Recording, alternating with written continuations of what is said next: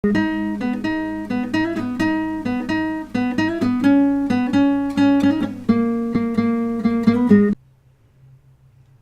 there, Circle Nuts, which strikes me as good fan base designator as any. And I want to say again, thank you very much for continuing with the ventures and through the difficult scheduling and the potential disruption of shifting game masters and things like that, which seems to have proceeded pretty decently.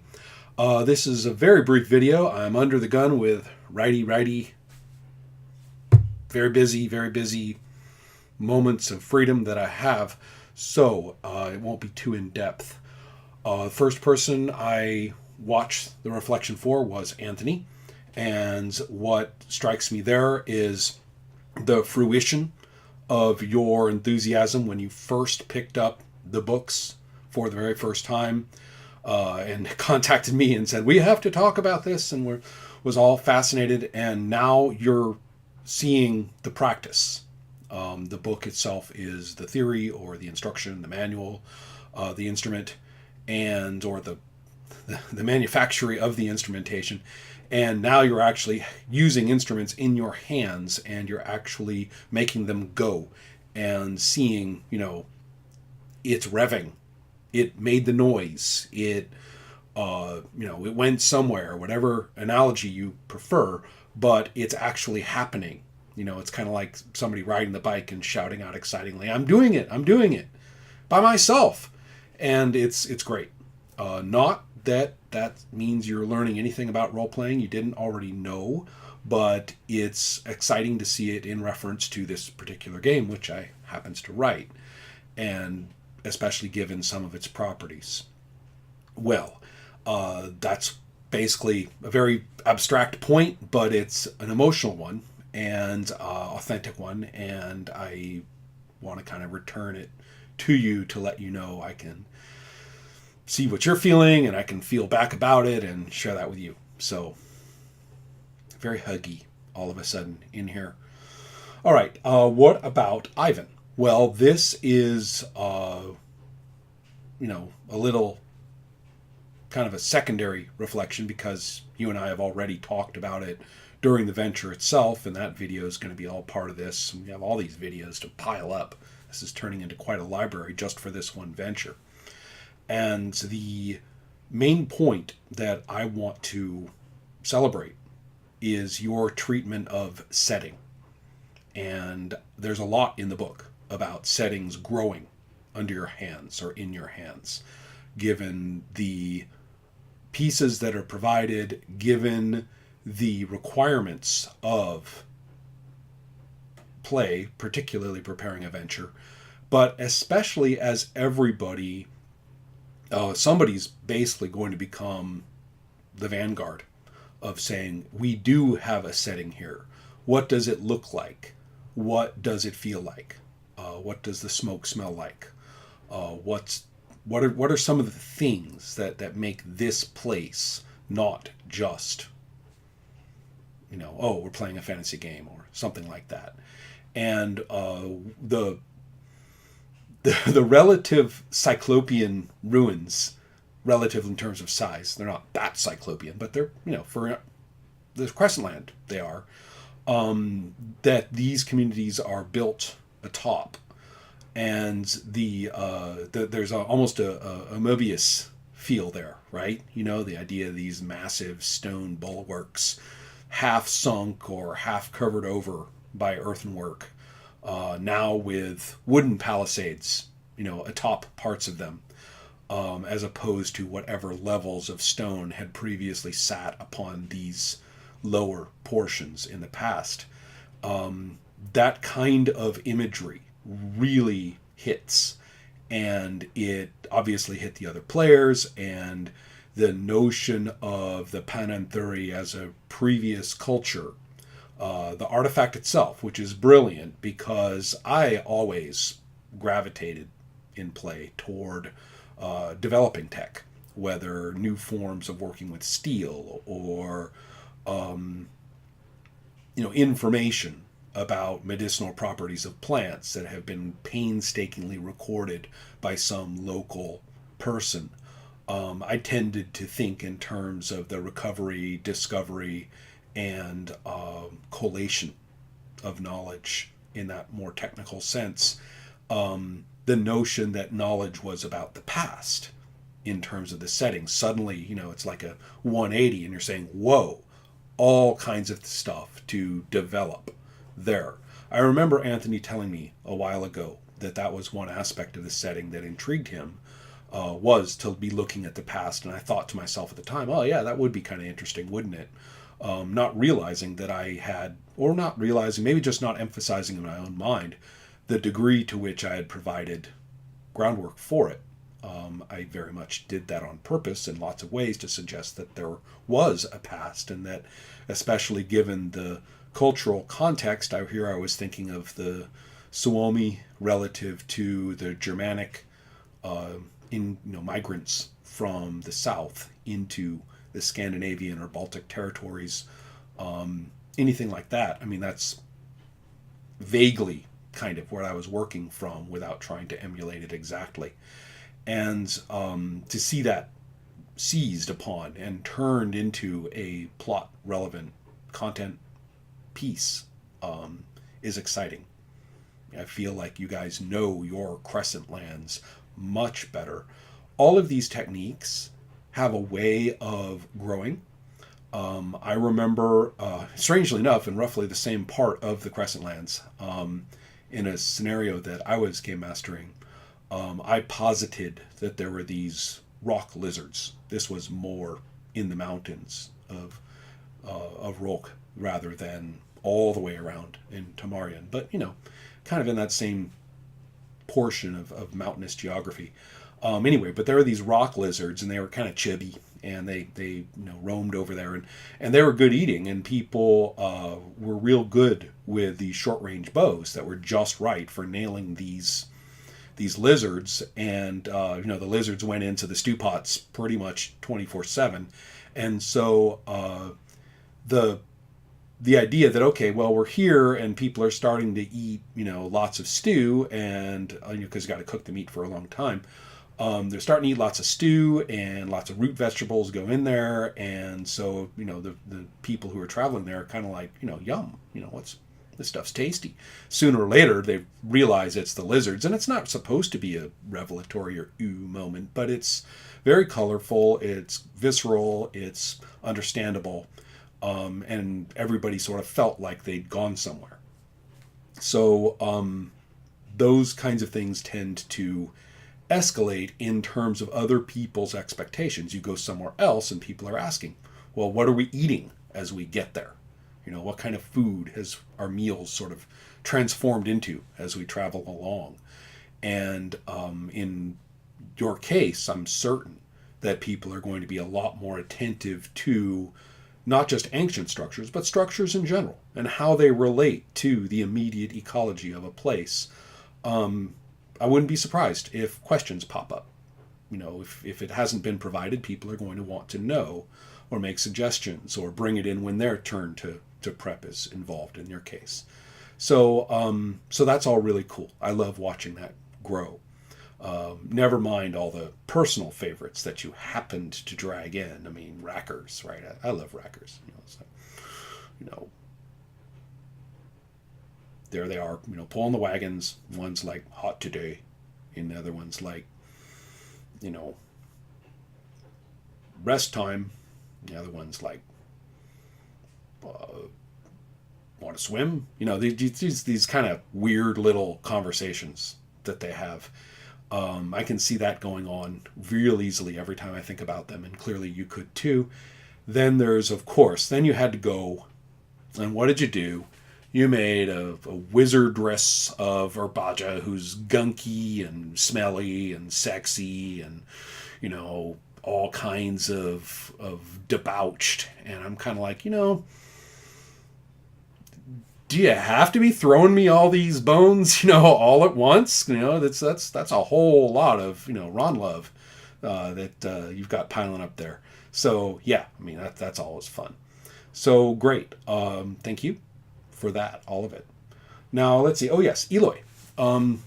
Okay, well, you were very self-critical in your reflection, and so it'd be sort of low of me to sort of jump on you and say, "Ooh, are we criticizing Eloy? Ooh, good, goody, I've got some too." That's not really what's happening.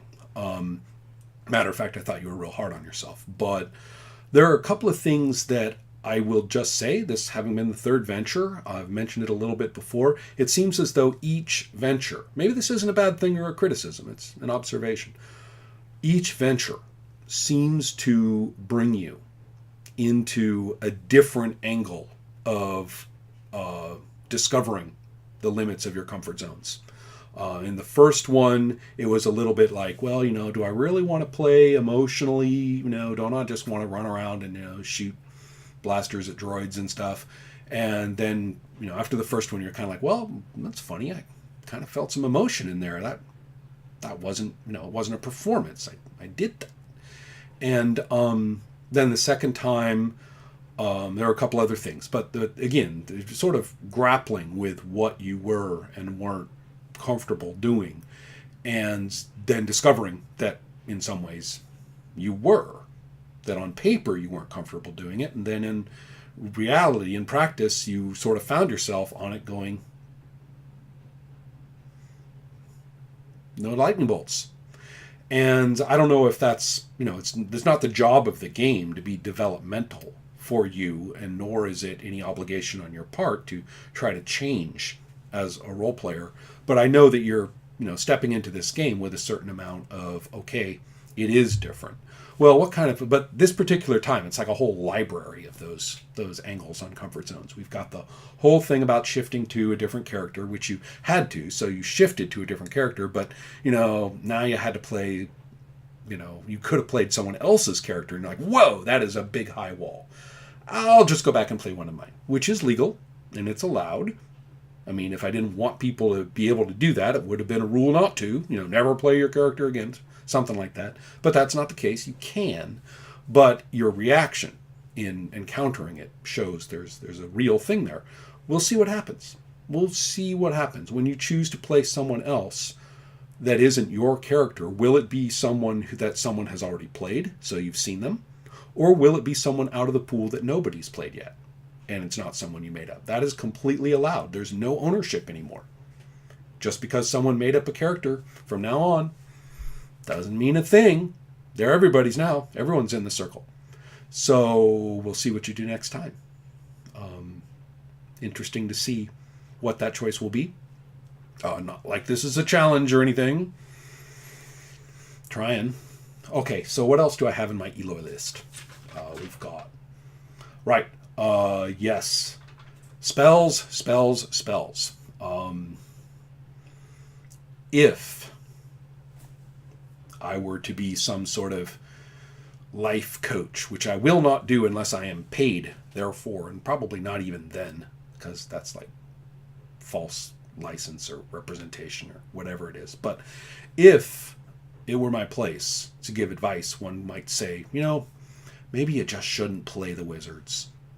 Only because your response to it each time has just been like brick wally. There's too many spells. It's a lot to keep track of. I had to translate it into D&D terms, and that didn't work because when I translated it into D&D terms, then I had to remember how they weren't those spells, and there's a lot of kind of, you move your arm and there's a rope attached to your arm and it's attached to the fence and it only goes so far. And so anyway, though, you did it, you worked on it, and you did grapple. This is probably the good part, the important thing.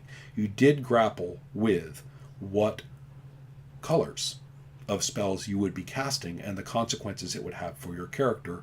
I don't know, but who knows? Maybe Black Hadric is just on his way to, he strayed too far and can't find a way back to the gray, and maybe he's going to dissipate into white light or become, an Eidolon or, an avatar who's going to have to get put down, or who knows what will become of him. But it might not be anything good based on the choices that you've made, and that would be good. I mean, it'd be good if he doesn't and remains a viable player character. That's cool too. We watched him go and we watched him come back. Oh, but if he goes, if that's the end of him, then that's part of your story. as it was played and as it turned out, which is exactly what this game is supposed to be able to do. It's not going to protect a character from such a fate, and it's okay. I think you guys have been pretty lucky so far, including some rules use and some clever footwork to kind of keep you out of the, maybe a little GM, softness too, to kind of keep you out of the teeth of several characters determinedly attempting to kill you with instruments of destruction. But you've all lived. What I'm trying to say is I haven't seen any of you die yet. Not that you're supposed to, but the game mechanics are there for that to happen. And what I'm saying is, in the long course of playing Circle of Hands, expect to see a few knights die in a variety of ways. One of them is when the marks catch up. And that can happen. And you can even say, that's all right. I had to go that way because I saved the kid with that last spell, but man, that was the end of me. That's all right. Or maybe it just, it's all about bad bounces on the dice too sometimes. So cool. I'm glad you played Black Hadric full up on Emborion, walking into Tamarion and confronted with a huge mess of Herbaja, just this stinking black pit of, oozy, decaying Herbaja stuff everywhere. The gifts of the wizard in particular, it's kind of like, let's pile on some more. This is great. We started off with, little Herbaja component, and wham, we got a demon, we got a wizard, and wizard, that's any spell. We've got, and a lich. We'll just throw in the lich. So there you were, confronted, full up on Emborion, going, I better get kind of back to the middle there, and holy crap, what better against a ton of Herbaja than marshaling the forces of light? And there you were. So it makes sense. I liked watching you as a player and your character grapple with that. I think it was important. So, anything else in there? That's probably about it, I'd say. Oh yeah, collectively for the bunch of you. I teased you before, and I'll do it again. Short time limits for you guys are gold. Did you ask my advice? You didn't. But I don't know if, literally strapping you down into this short a time bracket is in and of itself a good thing, but working with time, real life time, as a constraint is really sharpening up your response times. It's really evident across the adventures, sharpening up your attention to proactivity, getting